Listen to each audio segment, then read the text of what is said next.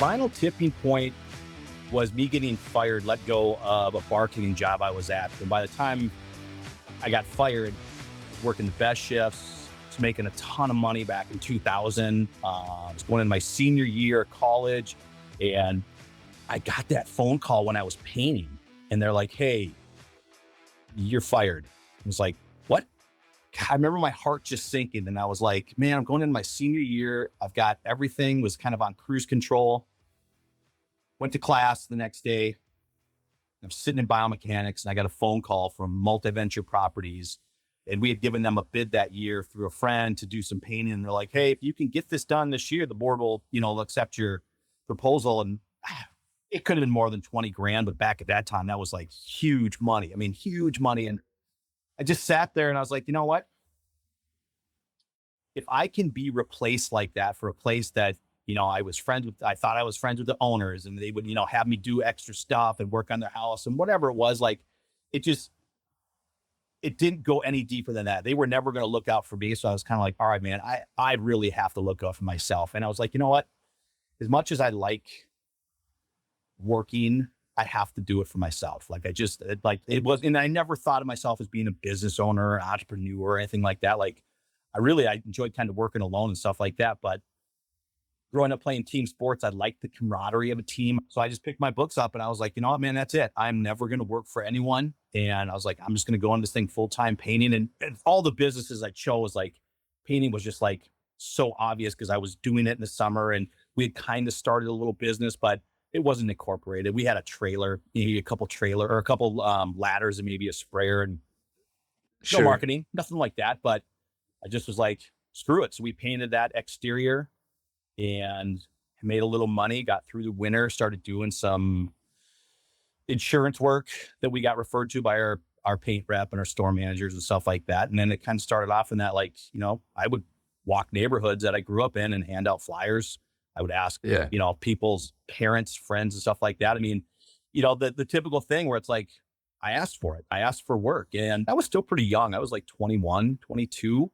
So I just had gotten engaged and stuff like that. So I was focused, and I was on the straight and narrow, trying to, like, wasn't out chasing girls and doing anything stupid. But, it's one of those things where you kind of think you got forever to figure this thing out. It's like, man, going back, I wish I would have put systems into place. I wish I would have done other stuff, but you work for yourself and you're like, I could do whatever I want. I could work whenever I want. And yeah, you can, but how the hell are you ever going to train someone to do what you're doing? And I had good people around me, and I'm not someone who won't ask for help. You have to. Some of the clients that I picked up right away from friends and family, uber successful realtors, they own banks and stuff like that. Like, they really helped me kind of set myself apart and just reiterate, like, you are a painting company. We know you do that, but you have to be that. You have to be better than everyone else. And honestly, there's no competition, like, especially in the trades. Most guys are good technicians. They're good painters, but they suck at communication. They suck at doing proposals and stuff like that. So if you can communicate, you're already one step ahead of 90% else. And then, like, if you could actually, like, follow through and people trust you, especially doing the higher end residential stuff, like, people have to trust you to be in their house. And that's why it was easy here. Like, I had no competition, and I literally was on their kids' t-ball team. So they were like, dude, I trust this kid. I know him. Like, I grew up with him. We used to swim together, all that stuff. So it was never like trying to break into a new market and build that trust. But if you don't have that, and that's why I feel bad for a lot of these guys, is that English might not be their first language. They might not be from here, where it's like, it is hard to gain that trust with people. Especially in Minnesota, man, people are super racist and cliquey, but people spend a ton of money on their homes, which is And good. I think one thing you mentioned earlier was like they're also pretty house proud, Oh man, which like, makes a business like yours great. it's fantastic. And that's the thing too, is people will spend the money on their houses, and it's very cliquey, and it's very, like, they like local businesses. Minnesota's definitely a local business kind of people. I mean, we also have major players, Cargill, Honeywell, major companies, Target. So it's like, we have those big corporates. So there's a ton of money, people that way, but people really do enjoy that. Hey, this is a local business. I know this guy, we sponsor T-ball teams and my son's football teams and my daughter's, so it's like that whole thing that you probably grew up on that I did, like the local drugstore sponsored us in T-ball. So that thing, it goes a long way. And you get in with the right people, and it's amazing what the power of a referral will do. I mean, of our business, our marketing budget's under 3%, and we do a lot of business. The reason why That's we have awesome. it so low is we do great work, and we really strive to take care of the customer, because it's like, it better be a good paint job. Like, you can't call yourself a painting contractor and do crappy paint work. Like, where a lot of these guys, they do really good work, but they don't have anything else. It takes them forever to get a bid out, or they can't even put a bid together, or they can't schedule, or they can't, it's just like they're wearing too many hats. And so you get in and people are like, wow, that was a really good experience. Not only did they communicate, but they showed up on time. They got my house done. They were super respectful. You get inside someone's house and people just get weird, man. Like, working outside, you physically have a barrier, man. Once you open that front door, now the emotions come into play. Now, like, excitement, fear, all these things where it's like, now there's a bunch of strange dudes in your house.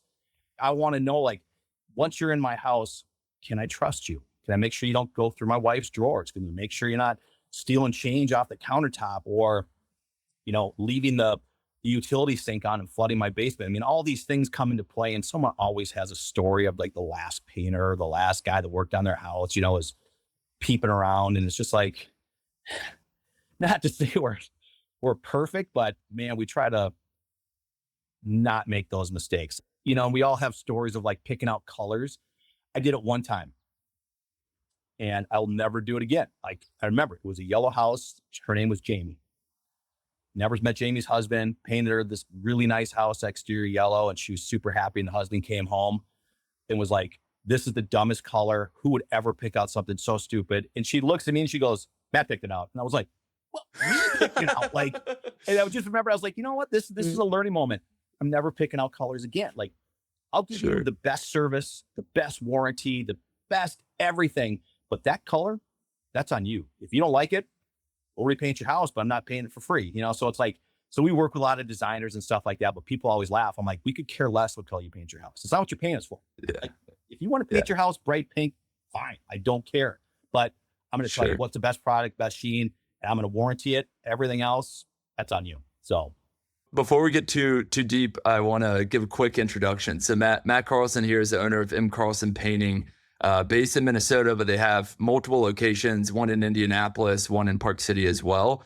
And they do a lot of great work ranging from residential to commercial, interior to exterior, and then carpentry and some other contractor services as well. So Matt, thanks so much for giving me some time and letting me nerd out on the business with you. Well, thanks for having me on, man. It's nice to be able to talk business and not have to worry about it. I'm not trying to sell myself. I'm not trying to close a deal. I'm not trying to coach my team or cheerlead my team into, closing some more deals. It's like, all right, man, it's nice to talk shop and not have to. Plus, I get to sit outside and it's like 75 degrees. There's no humidity. I know, I'm jealous.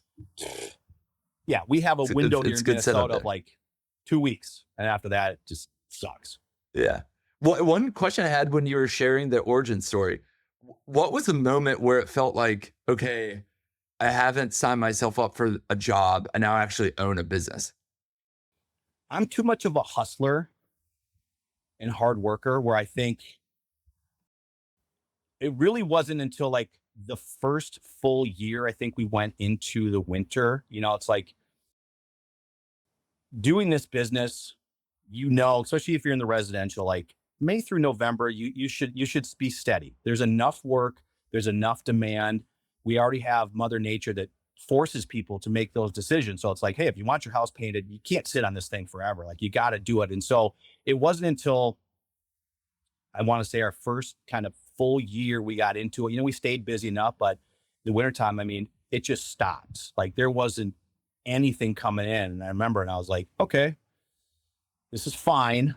I didn't have the kids. I just got married, so the expenses were low. But I think at that point I was kind of like, oh man, like, if we want work now, and then we started doing a lot of like insurance work and stuff like that in the winter, which is great because it's work in the winter, but they don't pay you 3, 4, 5 months later. And it's like, I don't need the cash in June and July. I need the cash in November, December, January, February, and I can do it. And so that really instilled in me, hey, be diverse. If you're only going to paint exteriors, well, then you're going to have to find out a way to, you're going to paint enough exteriors where you can carry that. But it wasn't until that first year where I was like, okay, I need to start thinking about kind of diversifying a little bit. So we started doing apartment turns at some of these higher end apartments. We started doing, we always kept the residential. We started working for a really high end contractor in the Edina area in Minnesota that we found in the Yellow Pages. We just started calling through people on there. And I think Dan was the only one that actually like answered the phone and didn't hang up on us. And great. I mean, I'm still friends with him today. Him and his brother, Mike, great guys, like taught me a lot. And I go showing up to this job site and they're looking at me and they're like, you could do this kind of painting? And we're like, sure, we can do this kind of painting. And my business partner at the time, he could do it. I knew he could. So I wasn't worried about it, but he had no social skills. And so they're kind of looking at us and they gave us our first opportunity and we did a pretty good job, So they're like, okay. So that kind of started like having clients versus like trying, Sure. Residential, you got to recreate your client every time, which is a lot of work because now you have to become a marketing company where if you work for contractors, you kind of just become their guy. But you're Sure. also their guy. You're kind of stuck with them and stuff like that. So we figured out. Was that a commercial job? It was a higher end residential remodeling company out of a super bougie area. The work was unlimited. So it was nice. It really kind of like, we never slowed down after that. It was like, okay, so we would do that. We would do some residential, we do some apartment turns, right away. The first couple of years, we had like 4 or 5 full-time guys. And so my ex-father-in-law at that time made sure when we became incorporated, we got set up with the payroll system. We were on payroll. We were an S Corp. So we were taking draws and distributions. We were trying to pay ourselves as low as possible, just to kind of make sure we had cash flow. And it worked out great. We never got behind on taxes. So we were always like one step ahead. But after that, the first couple of years, it's like you can stay really busy, but it's hard because if you're going into a job site on Monday and it is spraying super high end finishes on a house, and then your next job is painting the apartment turns, and then your next job is now, washing and prepping an exterior in, these big Victorian houses, it's different skill sets, different everything. But because Brent and I were on these jobs, we could change gears and we would kind of have our guys do it. But as we were starting to grow, you would send guys out there and they just couldn't do it. They couldn't get out of the mindset. So now they're prepping off, a studio apartment like they're prepping off a $3 million house. Can't do that. And you really can't paint a $3 million house like you're painting an apartment. So, a lot of learning curves and stuff like that. But we worked hard, we worked a lot. As far as like probably 7 days a week for the first 4 or 5 years. Damn. Which you kind of have to. It was just, it's like the work was there. You had to do it. Like we weren't trying to rush through anything, but to me, I would rather have too much work than not enough. I do much better. Totally. I do much better like running at higher RPMs versus like, I'm just going to take the day off and do nothing, where it's like, I got to be doing something. So do you like keep the crews specialized on one job type, or are you just trying to train them on a variety of different types of jobs? So dude, I've cut this thing up every single way there is. And it wasn't like up until 2020, we only had 4 or 5 crews. And these guys were fantastic. They were really, really good at the higher end residential. That's always been our bread and butter. Like that to me, it's what we're good at. The more difficult, the more high maintenance, the more unrealistic our clients are, the better we do. I hate it, but it's like, it was our first customer, Patty Napier. I'm still friends with her. Like her daughter's one of my best friends now. I mean, she's cold, man. She's cold, but she's such a great human being that like, if you can gain her respect, she'll open every door for you. And she did. And so it was like, that was my level of like, okay. And I was just joking with her daughter. I was like, I call it the Patty effect. if I would always think like, hey, what would Patty want me to do? How would I handle this if I was dealing with Patty, and whatever that is, it always works out. And I've learned real quickly that it was just about being fair. It's being about fair to myself, being fair to the customer, being fair to the crews. Like it can never just be solely in favor of the customer, because the customer is very right. Like there's a lot of times our crews do a really good job and the customer is just a terrible human being and doesn't want to pay us. And so I'm like, well, I'm not going to take it on the crews. I'll pay the crews. That's the right thing to do. Or the crews are like, hey man, we totally screwed up on that piece. And it took me a long time to get those relationships, but they're like, hey man, we screwed up. We ordered too much paint. We're going to eat this. Okay, great. So it's like, it has to go all the ways. And same thing with the customer, where it's like, we've done some jobs where it's like, this is not a very good job, or we really screwed up. Hey, we're going to take care of this. We're going to do that. We're going to knock some money out, whatever it is to make it right. Like, that's just it. Somebody's always got to take it a little bit, but as a business owner, you can't just give and give and give. Like you got to stand your ground and stuff like that. But on the hand, like, own your mistakes, fix your mistakes. I'm going to tell people, like, if we screw something up, we will own it. I'd always had a very diverse clientele of, high-end realtors, designers, a few builders, not too many, a couple property management, but mostly residential. That was kind of our business, but COVID kind of changed everything. And so we started getting a lot more requests. Well, scheduling with a contractor is completely different schedule with the homeowner. Like it's just not, you would think, I always say we were putting a freaking square peg through a round hole. Like, so in 2022, we're like, we are splitting the company up. We're going to keep the residential. Kyle, you're going to be the GM, and we're going to have somebody scheduling that, somebody running it. All the painters are going to be specialized in that. Then we're going to have a contractor that works with our builders, our remodelers, siders, roofers, anyone like that. Woody was in charge of that one. He's got a project manager, someone scheduling that. Those crews are used to that. And then we started the commercial division kind of with the same mindset. Like, these guys have to be specialized. There's a handful of our guys that can kind of do it all. Mostly they can do the higher end residential and the higher end remodel. They kind of go hand in hand, but for the most part, we try to separate them. If a guy needs an extra crew, I would say most of our painters, their skill set started off at residential, but as we kind of figured out, okay, these guys will move a little bit faster. Hey, these guys are willing to travel. So then we kind of pushed them in those areas and kind of showed them like, hey, here's a great opportunity. We started wallpapering. So we started training our guys, saying, hey, if any of you guys want to learn a new skill set, we will train you and we will coach you and we will do everything, but we want you to learn this trade. So, but once we specialize everything, off to the races. So now, it's not seamless and it's by far not perfect, but the issues are less and less. We knew we could really scale the business with the contractors and commercial, just because I've been to some of the PCA commercial seminars and stuff like that. You really want to scale your business to 10, 50, 100 plus $1 million. You got to go commercial. Residential,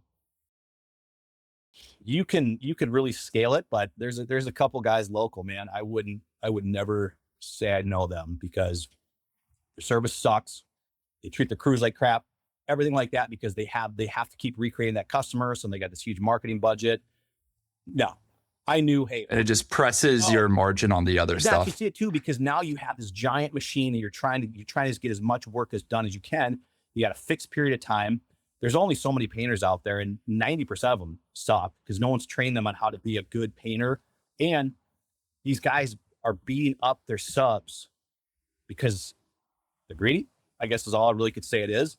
For us, I like to make money, but I also learned very early, if I set the expectations high and I pay my guys high and I am consistent with whatever I'm asking them to do, and I'm consistent what I'm asking, them asking to me and stuff like that, I can get a lot more out of this. So we pay our guys more than anyone else. I know that for a fact. Like, I pay them more than any other sub job they'll get. And I've already shown them, like, you'll make more money working with us consistently than doing your own jobs. And once they get into our system, they don't want to leave. We treat them better. We pay them better. Our expectations are higher. We make them better painting companies. So that was really kind of the easy point where, so now these guys are in these areas, but the residential is nice. That's our bread and butter. That's our cash flow.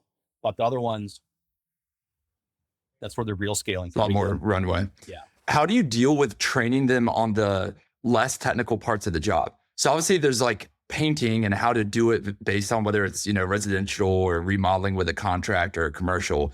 But then there's that like customer service mentality of you have a batshit crazy customer and you're in their house and they lose a gasket over XYZ. Dude, that's a great question. I mean, we've tried it so many ways. I've thrown these guys in like in years past where it's like, I've just grabbed anyone, thrown them on a job and just crossed my fingers and hope they can do it. And usually most guys can like fake it the first couple jobs, but then they'll screw something up. But we interview them now. We kind of go through, we look at references, and everyone's on their best behavior the first couple jobs. So we try to put these guys, depending on where they come from or what their skill set is, we have our checklist. We have a series of questions that they grade themselves. Some guys are like, I'm a 2 for everything. And it's like, you can't be a 2 for everything. It's a 1 through 3 thing. So it's, and then we'll try to put them on jobs where there might not be a homeowner. It might be a contractor, might be an insurance job, just to see what their job site looks like. That's the responsibility of our project managers, is to grade these guys, and kind of be there with them and just make sure, like, because everyone says they can paint and everyone says like, oh, I can put the best finish down or I can scrape the best ceilings, and you get over there and you're like, dude, this is like the worst job I've ever seen. So sometimes you get lucky in the right ones. Other times, we've even had some of our best crews do stupid stuff, but because we pay our guys the highest, our expectations are the highest, our crews get the actual bids that the homeowners get. So we solved a major problem there. I start a job with Vincent's crew. Well, I leave and all the homeowners like, hey, Vincent, you got to paint this room and this room and this room and this room. And, and he's like, well, no one told me to do that. So the he said, she said is gone. We go through the scopes of work together. Before we start any job, we have a confirmed scope. We have a signature of the confirmed scope. Then we invoice for 50% down payment. And at that point, if they don't have their colors, then we'll get them a color consultation. Or if we have colors, now they can get scheduled. It flows all the way through. I mean, 5 years ago, dude, we were starting jobs, no money, no scope of work, and no colors. I'm like, what the fuck? Like, this is so dumb. So now the crew shows up. We introduce them to the homeowner. We've already confirmed multiple times with the homeowner start date, all the things that we have. We do these checklists. We get the crew lead involved as much as possible. We try to set that rapport. And we try to hire guys. We try to bring guys on that, like my buddy Nick Slavic always says, hire good human beings, which is great. Our guys are very good painters. Some are the best. I got lucky finding guys that were like, not only really good painters, but they're great human beings. Some of these guys, they're just solid men, solid family men, solid citizens, everything. Like a lot of our guys are Eastern European, from Russia, from all over the place, so it's like, they're very appreciative about being here. So it's like, they get it. Like they understand, and it's unfortunate that a lot of Latinos and these guys understand, like, people aren't very nice to them because they're not from here. And it's like, I can't change that, but we have just a very simple rule. No one disrespects you. We're on a project right now that, we pulled off. It was a $45,000 exterior repaint, and we picked everything up Friday and said, see you later. Halfway through the job, this guy just was, super belligerent, calling our lead guys liars and cheaters and it was just all this stuff where it's like, so our crews know we have their back. Do you get customers that are wound a little tight all the time? Sure. I always tell these guys, man, if someone's treating you like shit, that's how they feel about themselves. It's like having this conversation with my kids. Like, it sucks, but if you ever feel like, a lot of times too, it takes a little bit to kind of get through it. But how our system works is our guys know we have their back. The homeowner is fully aware of everything that is going on, who is in their house, what is in the scope, all these things. So there shouldn't be any surprises that way. Like, oh, I didn't realize you were painting my bedroom. It's like, no, we've already confirmed all this. So you take that stuff out of there. Kind of ratchets down the pressure that they does. feel. It's like, okay, man, you can't control everything. I can't control the weather. I can't control anything. I can't control the traffic, but man, you know what? I am going to make sure that I've done everything I can to inform the homeowner and the crew of what the scope, what the expectation is, what's coming next. And I think that's the difference with our company versus anything else. Like, you communicate well, you're transparent, and you have good energy and you talk to people like they're not idiots, and it goes a long way. I mean, you can really diffuse a lot of situations very quickly, but you also get reps. I mean, some of our new crews do struggle on that stuff where people kind of come in and, all of a sudden very quickly guys forget to speak English. You're like, I know you speak English. Like, come on, man. On the other hand, though, it's like, that's a great superpower to be like, oh, no hablo inglés. Like, okay, fine. But everyone has answers to the test. So it's like the homeowner knows what's going on. The crews knows what's going on. Usually it's like the project manager is kind of the one that's like following up to figure out what's going on, because they're not there all day with these people. They're not there all day with the crews. And so it's like, it's our job to check in, like, how'd it go today? What'd you get done? Are we still on schedule to be wrapped up by Friday? Oh, we're going to be done by Thursday. It's like, in years past, people would call me like, the painter's packed up and left. And we're like, okay. And you call the painter, like, oh, we're all done. And you're like, I was just there 2 hours ago. There's no way you could be done. And so Right. those problems never go away, but like, it's just communication. We're just letting people know like what's coming next. The other interesting part of your offering is the warranty, which I feel like helps a lot, at least with the homeowners' emotions and worries and whatnot. We tell Sherwin's got a lifetime warranty on their paint. No, we don't. They just sell that for marketing. For us, like, I got to stand behind my work, and we will. Like, if there is an issue, we're very upfront about what it covers, what it doesn't cover, and what we'll do for it. I mean, we've been in business for like 25 years, and these guys will say, like, oh, we've warranty this, but will they come back and fix their work? No. Yeah. No. Because we usually get that phone call. Hey, these guys painted my house 2 years ago and it's failing and they won't come back. Can you come take care of it? It's like, sure. Sure. So it's less of the warranty and more of the like reputation and time. All it is, man. A warranty is just your reputation. Like, if we didn't screw something up, we'll try to fix it. Like if we did screw something up, or hey, if the paint is bubbling or peeling, we'll come take care of it. There's no questions asked. Like, it is written out. We show everyone like that. But all it's really saying is you can trust us. And then that's what we try to explain to people too, where it's like, okay, let's say we give somebody a bid for $10,000. I know our pricing, our team, our company knows our pricing, but homeowner has no idea. And then they get a bid for $6,000, and then maybe one for 75, and then maybe one for 4. And they're like, oh, this is all over the place. And it's like trying to explain to people, okay, you're paying for time. If I tell you it's a $10,000 job, I'm going to spend more time doing it, because we're both offering the same service. We're going to paint your house. We're going to paint it this color that you choose, or whatever color it is. So they have to paint their house at $4,000, and at $10,000, we still have to paint your house. What are they going to do different than we're going to do? Well, we have a warranty, which means we're going to probably do a better job prepping. We're going to be much more on top of things. We're going to spend more time at your house getting it ready to paint versus just doing it. So the warranties also, it builds value to our price, where it's like, yeah, you're going to spend a little bit more money, but don't have to worry about it. Like, there's really no stress, especially in Minnesota, man. The weather's tough on houses. I mean, we have houses we painted lasted 15, 20 years. I mean, it's a stupid business model. It's like, hey, hire us and you'll never have to hire us again. Like, right. Dumb. It gets back to the marketing piece on the residential side. So now you have to stay in front of these people, but it's like, hey, we're going to stand behind us. And we've painted houses too, where it's like, people will call up. They're like, man, it's just over 3 years. And I was going to call you, last year I saw some peeling, and it's like, no problem. We'll come take care of it. Or we'll tell people on certain stuff too, where it's like, hey, if the house is in this kind of condition, or it's this type of siding, we'll do a 5-year warranty. That's no problem. Some houses are in really bad shape, and it's like, I can't warranty this for 5 years, but we'll do it for 3, and if there's any issue, Sure. we'll come take care of it. And that's it. I mean, that's all that people want, is just peace of mind. No one wants to have to repaint their house. And so it's like, we could tell people we have a 100-year warranty. Doesn't matter. Right. Doesn't matter. Right. At what point did y'all start expanding geographies? George Floyd.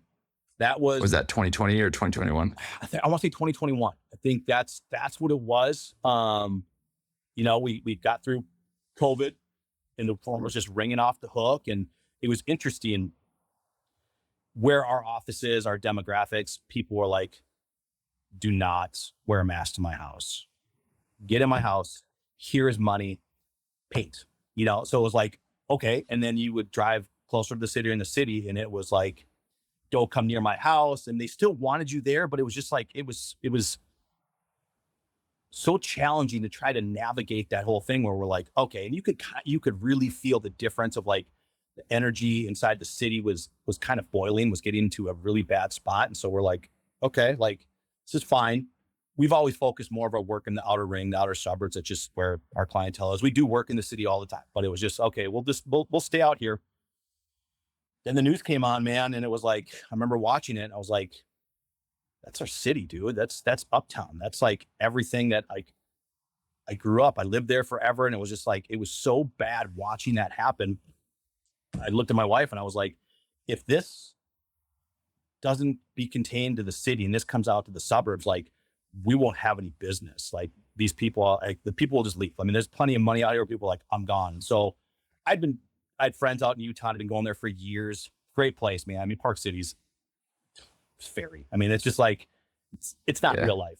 So we talked to the district manager from Sherwin, and I told my wife, I was like, hey, I'm going to look at maybe opening something up in Utah. I feel like that's a pretty safe state for right now. Like, very religious, very, pro Second Amendment and stuff like that. Like, it's a conservative state. So we went out there, met the district manager, great dude. And, we had just come off, our biggest year. So I was like, I got this figured out. He introduced me to our paint rep, John, who's still our paint rep today. He took us to, there's 3 Sherwin-Williamses in Park City. It started off really good. I was going out there a couple times a month, which was nice. Oh, wow. Yeah. I mean, to stay in Park City a couple times a month is pretty nice. So, and my friend lived there. She's a multi-million-dollar house. And so it was easy. And then unfortunately, Minnesota got that much busier and that much. So I was like, I was stuck in between. So I was like, okay, like, should I focus on Utah or should I focus on Minnesota? So we put what we thought was a solid game plan together for Utah, had local people hired, paying big salaries, a lot of momentum, had idle loan, all that stuff. And I just went back to Minnesota. I handed it off. And within like 6 months, we were out of money. We had to fire everyone because they were closing at 7%. So it's like, it took my eye off the ball, thinking that the magic we had in Minnesota that took 20 plus years to finally really get going was going to happen out there right away. Not even close. Sure. So we scaled way back in Utah. We're still out there. We're doing some really super high-end wallpaper stuff, which is pretty cool. But Utah's just a different place. Logistically, it's really hard to get around because you got mountains and it's vertical. And in Indianapolis, we had a crew that we liked that worked here. Was like, hey man, I'm moving to Indianapolis for my wife and her family's there. I want to paint, but let's open up one in there. So we did. And that one's doing fine. It's just wherever you put your energy, things will grow. And so Minnesota's been just taking off since 2020. And so I've been here trying to grow and scale and do this stuff. And so those two have really kind of fallen off my radar, and they're fine. But if I could do it over, I would have opened up our first location just a couple hours from here in the Brainerd's Lakes area, where we already do a ton of work. There's a Sherwin-Williams, there's a Hirschfield's, a Home Depot, all this stuff. It's less than 2 hours from here, but it is beautiful. Super nice cabins, like just a ton of work where I was like, that would have been an easier target to hit versus Utah. But, I was cocky. I thought I had it all figured out. Plus that whole George thing, man, really just, it was so bad to be part of and to say like, this is my state. This is what they're letting have happen. Like it made me really resent being here, where I was like, it was terrible. Like, what they let happen. I can imagine that should never happen. So, do you think there's a difference in terms of the market that allowed Indianapolis to work a little bit better than Park City? I do. Indianapolis is set up like Minnesota, where it's a big racetrack. There's really good pockets. It kind of has that Midwestern feel. And people in Utah, it might be a $2-3 million house and they don't take care of it at all. Like that's what I was just like baffled. Once I got out of Park City, where everything is nice and clean, and because it's rentals and it's high-end stuff, you start getting these other areas where it's like established. It's just not. People just don't appreciate their stuff or take care of it. I mean, they like having nice things, but every house, you're just like, dude, this is, it's like, okay, so we're putting bids on it where we know what it's going to cost to restore this. And they're like, too expensive. Given all the kind of battle scars over the years, what advice would you give someone getting into painting nowadays? Ask for help. find another business, that's doing what you want to do. Um, it's probably the easiest route. Or if you're going to go do it for yourself, you're going to get into it, do like a 5-year plan. Where do I want to be in 5 years? It's if you want to stay painting in, 5 years, great, man, go for it. Be the best painter you can be. To me, that wasn't my destiny. I didn't want to paint. I was a terrible painter, man. So I would say do a 5-year plan, because owning your own business, 5 years goes by very quickly, very quickly. So it's like, okay, where do you want to be? Like, just start there, work your way back. I mean, if you've got the resources, of course, hire a business coach, do all these things and read podcasts. But I would say the biggest thing is make mistakes, learn from them, try to document as much as possible. And it's hard not to make decisions emotionally when everything relies on you. That's all it is. Sure. Because it's the most stressful, terrible thing you can do, but it's also like one of the most rewarding to kind of watch you grow. So my advice would be make mistakes, learn very, very quickly. And that would be it, where it's like from hiring and firing, that saying is hire slowly, fire quickly. I think Sure. Everyone does it opposite. They hold on to people. Right. We do. We just like it. It's human nature. It is human nature. And so it's like, and you're going to fuck up, just own it, take care of it, accept it, move on to the next one, and that's really what it comes down to. But if you want to be successful, you got to give it everything you have, and you got to be consistent. I mean, that's really it. Like, and you got to find your why too, where it's like, why am I doing this? Because you could say it's for the money, but you don't really make a lot of money when you own your own business until you have a business. Working for yourself, you think you can, but you're working 100 hours a week. And it's like, if you break it down, you're not making a whole lot. Sure. So, and you're always on. You got to have that why. So you got to have it, like, what is really motivating me to get through this? Because, man, if I didn't have some major life changes, I would have quit a handful of times. I would have sold a handful of times. I would have walked away. I literally would have just walked away. Sure. If I had the opportunity, but I did. Like, that was my why. I didn't have the luxury of quitting, and I'm glad I did. So. And it goes back to the bar backing at the beginning. Yeah, it's like full circle. I can see what it is. Like, yeah, this sucks. I mean, even people are like, oh man, you must have it so great now. It's like, my life is more stressful. I'm solving bigger problems, but man, we always joke where we're like, me and like Woody and Kyle, I'm like, we should just go back to, dude, we should just go like do garage floors, or we should just go stain, just something that's like pretty minimal, because it was like, when I thought that sucked, I looked back down, I was like, that was a pretty good life, man. Life was kind of simple. Oh, good, so that's it. Awesome. That's all I got, man. Well, Matt, thanks. I could chat with you for hours. I know, dude. I love thanks so much for coming on and sharing your story with me. Well, thank you for being a pretty cool guy, man. I like it.